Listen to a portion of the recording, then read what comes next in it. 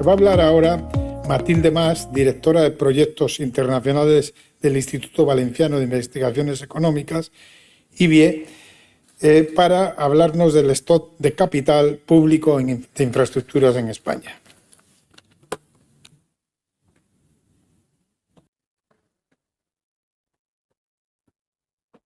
Hola, buenos días. Muchas gracias por haberme invitado, los organizadores, por haberme invitado a estar aquí. Yo voy a hacer un esfuerzo y seguro que lo consigo de acortar los tiempos y volver a la clausura a su horario, al horario que le correspondía. ¿Me oyen, verdad? Vale. Lo que voy a hacer es un rápido repaso de cuál ha sido la evolución de la inversión en infraestructuras en España, empezando por una perspectiva de largo plazo, y por largo plazo es un plazo muy largo, desde el año 1964, que es cuando empezó la Contabilidad Nacional de España, entrando en el desglose por tipo de infraestructuras y con el objetivo de medir qué ha ocurrido con las dotaciones de capital en infraestructuras en España desde la crisis financiera de 2008. Hacer una evaluación y terminaré con algunas pinceladas de los años más recientes. Dos conceptos básicos que enseguida se entiende lo que voy a decir a continuación. Dos conceptos básicos. El primero es el concepto de inversión. Todo el mundo lo sabe, la adquisición de bienes de capital para poder producir más y para mejorar también la eficiencia de la producción. Y el otro, la otra variable clave para medir el papel de las infraestructuras son las dotaciones de capital, que no son más que el resultado de sumar las inversiones que se van haciendo todos los años, en equipo, en mobiliario, en carreteras, por supuesto, y deduciendo de ellas la depreciación, el gasto destinado a depreciar, con el fin de obtener los datos netos. Ambas variables son cruciales para explicar el crecimiento de las economías. Y esto nos ayudará a comprender los costes que estamos soportando, sobre todo desde la crisis financiera.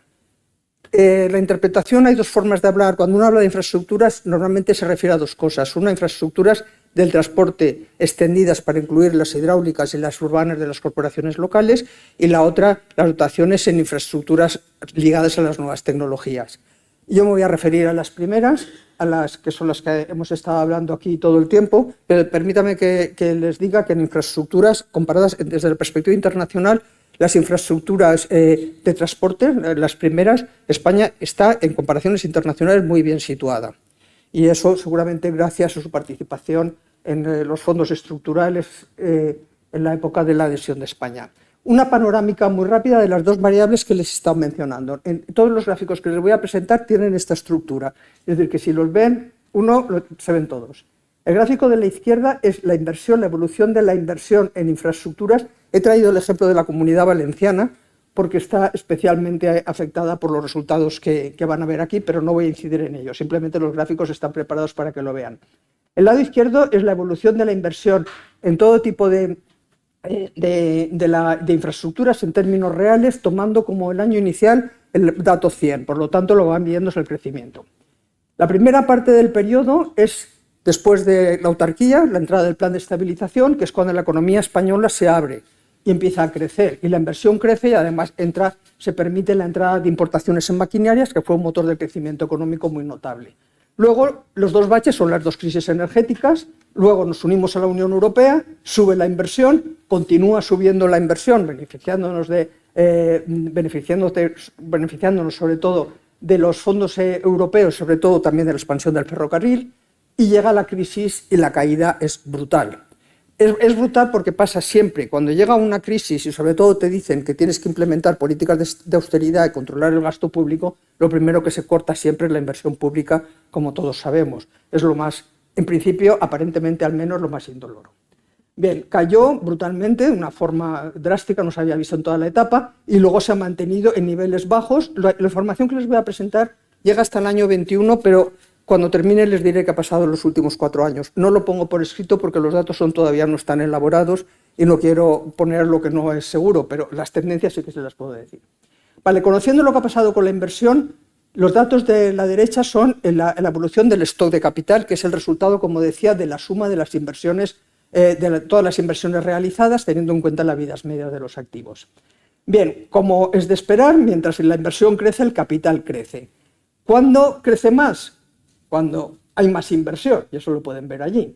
¿Cuándo decrece? Cuando la inversión de reposición no cubre no llega a cubrir, la inversión neta es negativa. Esto ocurre a partir del año 2012, tanto en la Comunidad Valenciana como en España. Esto es el precio que hemos tenido que pagar por la crisis financiera gestionada desde la perspectiva de la austeridad. Y ahora rápidamente, como esos gráficos ya están vistos, una vista muy rápida de los distintos tipos de infraestructuras. Empecemos por las viarias. En los gráficos que van a ver, la mayoría tienen primero un pico, que es en el año 2008 y 2009, es la política de Zapatero de aumentar la inversión pensando que te había que estimular por el lado de la demanda, luego cae y luego se frena. Infraestructuras viarias, se frena y termina en el año 21 invirtiendo el 40% de lo que invertía en 2008.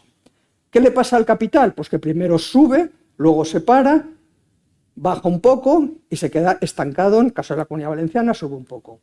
Ferroviarias. Las ferroviarias caen en el año 21 un 20% de las que había en el año 2008. Y esto se vuelve plano. En el caso de la Comunidad Valenciana baja, en el caso de España se queda plano porque la inversión de reposición no da de sí. Esta de aquí son las portuarias. Las portuarias, 3/4 de lo mismo. Las aeroportuarias han sido las que más han caído. Las más dañadas, fíjense que las inversiones es que se van a cero prácticamente en el año 2014. Luego suben un poco. La caída en las dotaciones es la mayor de todas las infraestructuras, son las aeroportuarias. Que tenían, fíjense que lo que estoy diciendo es que en el año 2021 las dotaciones de capital en aeropuertos en España era inferior a la de 2008. Eso es lo que quiere decir que esté por debajo de 100, que había menos. Hidráulicas son otras que han sufrido mucho. Fíjense otra vez nuevamente la subida de la primera respuesta a la crisis, luego cae y cae de forma muy pronunciada en la Comunidad Valenciana, es la que más cae. Por eso empezó diciendo que está la Comunidad Valenciana, que salimos de una dana y las infraestructuras donde más ha dañado han sido las infraestructuras hidráulicas. Fíjense que está en el 20% y quiere decir que el stock de capital es casi un 10% menor en el año 21 de lo que era en el año 2008. Esto es las infraestructuras urbanas de las corporaciones locales, que son también las que más han sufrido con la dana.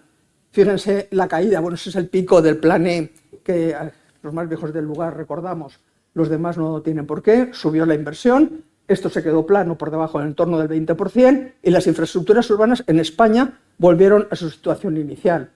En el caso de la Comunidad Valenciana está 5% menos. Y repito que las infraestructuras hidráulicas y las urbanas han sido las más dañadas por las inundaciones.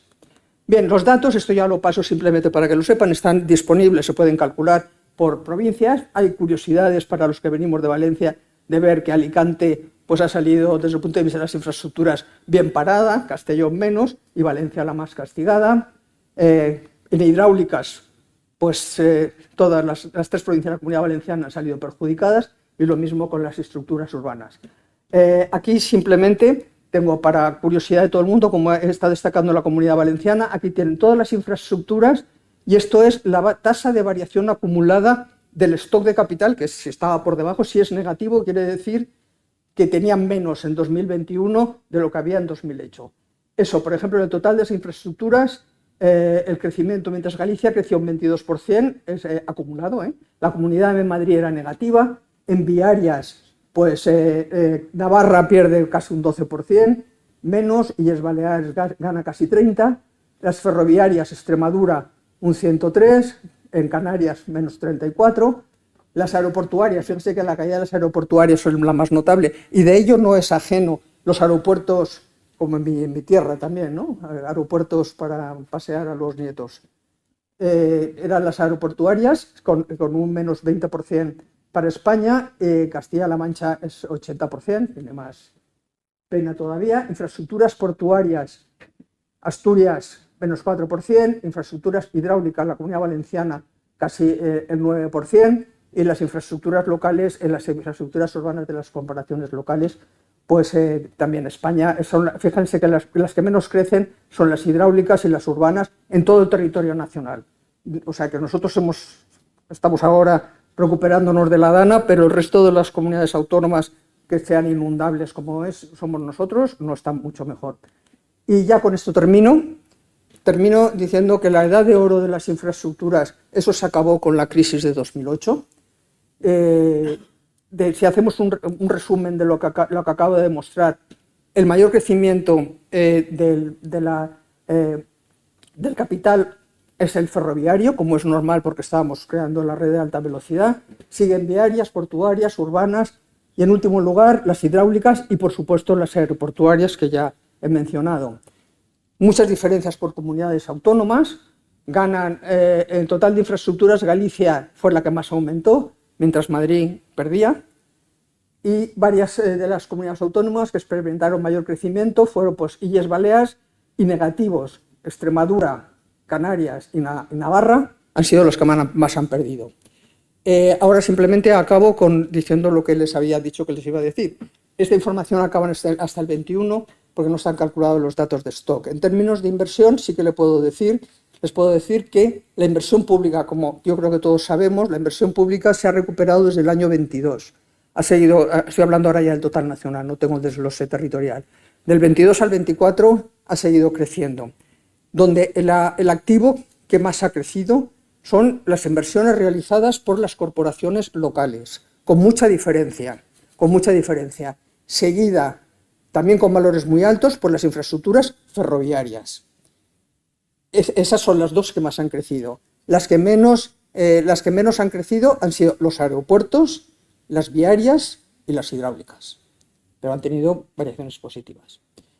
Bien, y bueno, permítanme que les insista en que no es buena idea, cuando vienen mal dadas, que la inversión pública sea la que se recorte, porque si es la que se recorta, luego la pagas, y nosotros la estamos pagando, en nuestro caso físicamente, y en términos de potencial de crecimiento, pues todos los afectados. Muchas gracias por su atención. Muchas gracias a todos. Vamos a proceder a la clausura con un breve resumen de lo que hemos tratado aquí.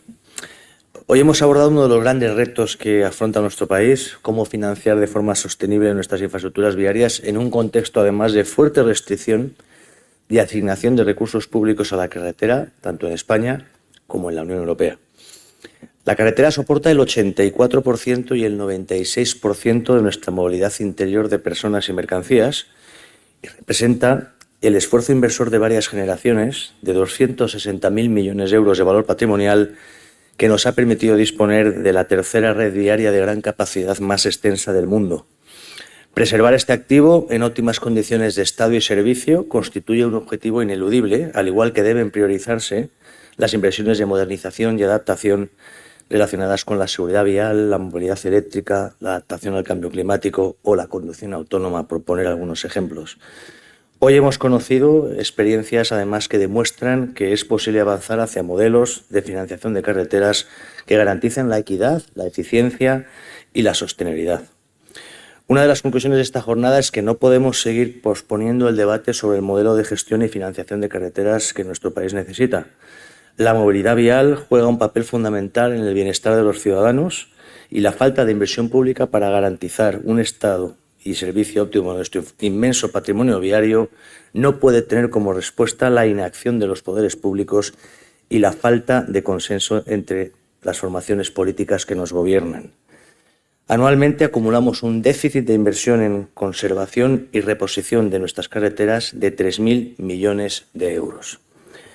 España, además, que concentra el 68% de las autopistas libres de peaje de la Unión Europea y que utilizan anualmente en nuestro país más de 13 millones de turistas internacionales. España es una excepción en una Europa donde la práctica totalidad de sus Estados miembros financian sus infraestructuras viarias mediante modelos de peaje a sus usuarios, liberando además con ello recursos públicos a otras prioridades sociales. De facto, el 74% de la red de autovías europea, de 86.000 kilómetros de extensión, se opera y financia con concesiones de peaje. Termino con mi agradecimiento a todas las personas e instituciones que habéis hecho posible esta jornada, a las administraciones públicas, empresas, expertos, medios de comunicación, representantes del ámbito académico y organizaciones del entorno social y ambiental. Muchas gracias por vuestra participación. Seguiremos trabajando para que nuestras administraciones públicas y formaciones políticas aborden el debate y discusión para la implantación en España de un modelo social y sostenible de infraestructuras viarias como el que hoy hemos presentado en esta jornada. Un nuevo modelo basado además en la colaboración público-privada, armonizado con el modelo implantado en la Unión Europea, que lejos de traer recursos públicos y otras prioridades sociales, preserve y fortalezca aún más el estado de bienestar en nuestro país. Muchas gracias y damos por concluida la jornada.